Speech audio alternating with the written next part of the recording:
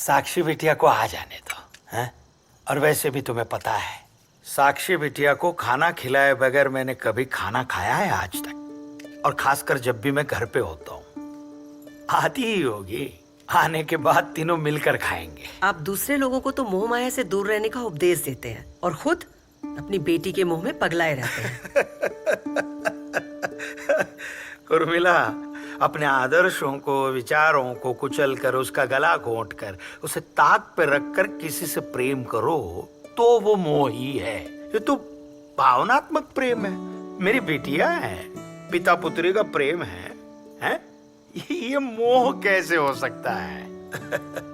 हमारी बिटिया जो है ना, साक्षी बिटिया, ये घर की लक्ष्मी है, और लक्ष्मी को भोग चढ़ाए बिना हम कैसे खाना खा सकते हैं? फिर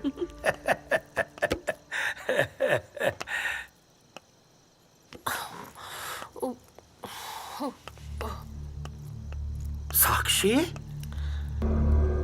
मम्मी वो पार्टी बोली थी आपको, वो पापा पार्टी में गई थी। तो तू दारू पी कर आई है? शर्म नहीं आई तुझे? अपने खानदान का नाम डुबोना चाहती है तो? ये संस्कार दिए थे तुझे, इसी के लिए पाल पोस कर बड़ा किया तुझे। हमने दी हुई आजादी और विश्वास का गला घोट कर ये ऐसी नरक की जिंदगी जीना चाहती हो तुम? और यही कपड़े मिले तुम्हें पहनने के लिए, दूसरे कपड़े नहीं थे?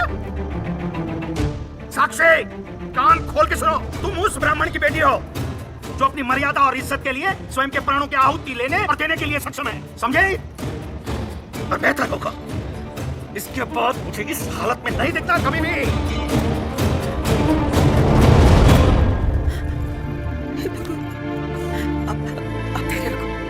मैं समझाऊंगी, आप बैठो, आप बैठो। क्या पाप किए थे मैंने? नहीं, आप बैठो, मैं आपके लिए पानी लेकर आती हूँ, बैठो।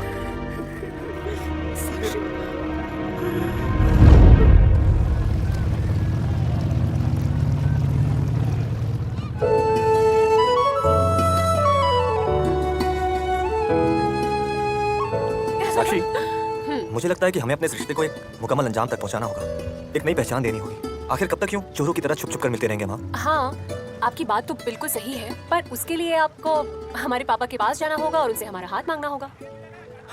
पर मुझे लगता है कि तुम्हारे पापा हमारे प्यार को नहीं समझेंगे, नहीं मानेंगे हमारे वो इस रिश्ते को। क्यों नहीं मानेंगे और क्यों नहीं समझेंगे? अरे आप इंटेलिजेंट हो, हट्टे कट्टे हो, नौजवान हो, और शक्ल दिखाना मैनेजेबल है। और सबसे इम्पोर्टेंट बात यह है कि आप उनकी बेटी से बेइंतहा मोहब्बत करते हैं। पर मुझे लगता है कि मेरी मेरिट क्वालिफिकेशन तुम्हारे पापा के लिए कुछ भी नहीं है। क्यों नहीं है? ऐसा क्यों लगता है आपको? वजह चाहे कुछ भी हो, इल्जाम सिर्फ मोहब्बत पर ही आता है। इसलिए मैं चाहता हूँ कि इस रिश्ते के बारे में तुम खुद अपने पापा से बात करो, और क्या पता शायद वो तुम्हारी बात मान लें, और अगर नहीं मानते तो हमको जो कुछ भी ठीक लगेगा हम वही करेंगे। ठीक है, हम पापा से बात करेंगे। Anything for you. I love you Sakshi. I love you to.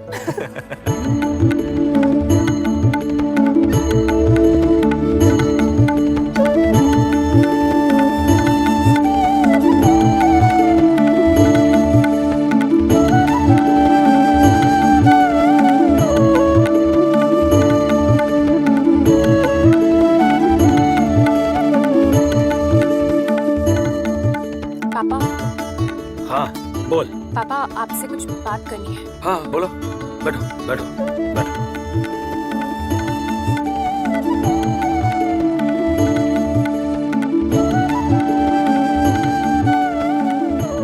पापा।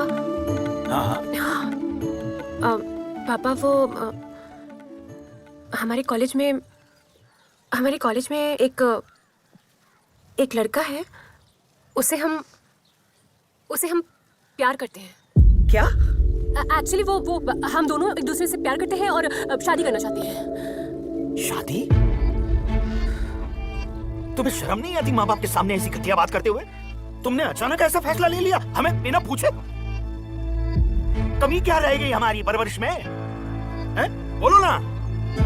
बचपन से लेकर आज तक तुम्हें दुनिया की हर खुशी देने का प्रयास किया हम दोनों ने। बेटा कौन है? तुम्हारी शिक्षा से लेकर, तुम्हारे खान पान से लेकर, तुम्हारे कपड़े तक, तुम कौन से रंग के कपड़े कपड़ों की नहीं है, बात हमारी जिंदगी की है। बेटा ये फैसला तुम्हारी जिंदगी का है, इसलिए ये फैसला तुम्हें नहीं करने देंगे हम। और तुम जिसे प्यार समझ रही हो ना, वो सिर्फ और सिर्फ एक शारीरिक आकर्षण है, बस, और कुछ नहीं है।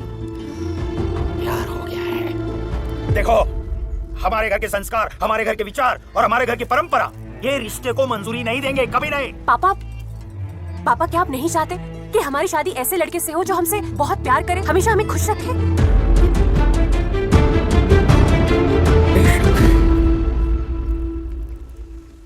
तुम्हारे माँ बाप और घर वाले खून के आंसू रोते रहे, बेशक। तुम्हें क्या लगता है बच्चों की खुशी की माँ बाप को चिंता नहीं होती? तुम्हारी खुशी से हम खुश नहीं होते हैं? ये रामायण देख रहा हूं मैं।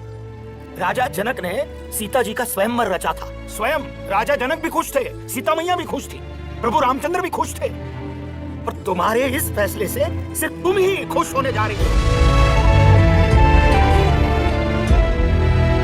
बेहतर ये होगा उस लड़के को तुम भूल जाओ, वरना हम तुम्हें भूल सकते हैं। हमारे घर के विचार, हमारे घर की परंपरा और सिद्धांतों को कभी नहीं भूल सकते, कभी नहीं।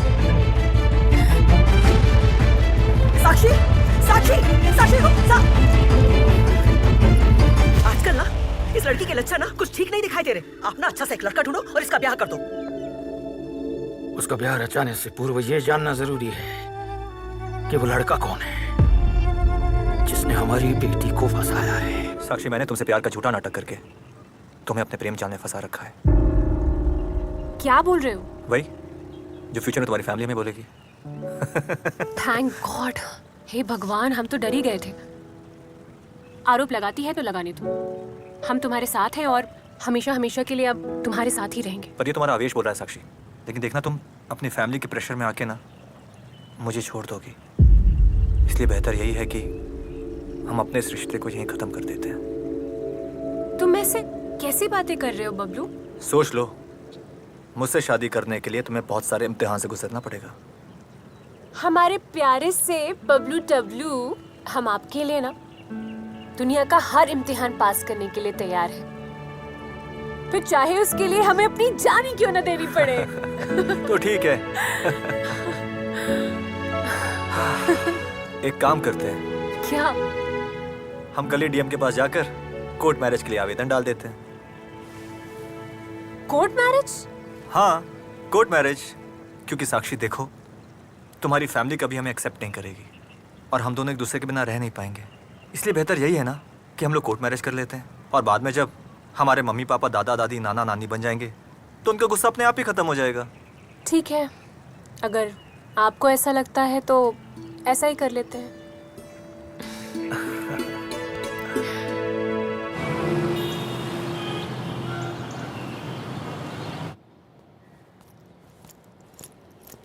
कितना टाइम, कब से वेट कर रहा हूँ।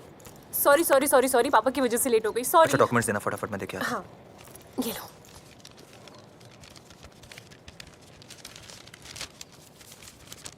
ठीक है, तुम यहीं वेट करो, मैं आता हूँ। जल्दी आना।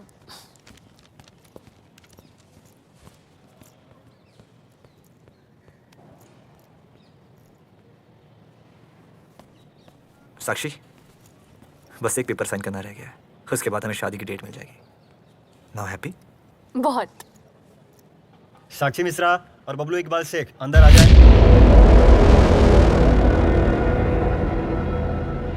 जी साक्षी, हमारा नंबर आ गया, आ जाओ।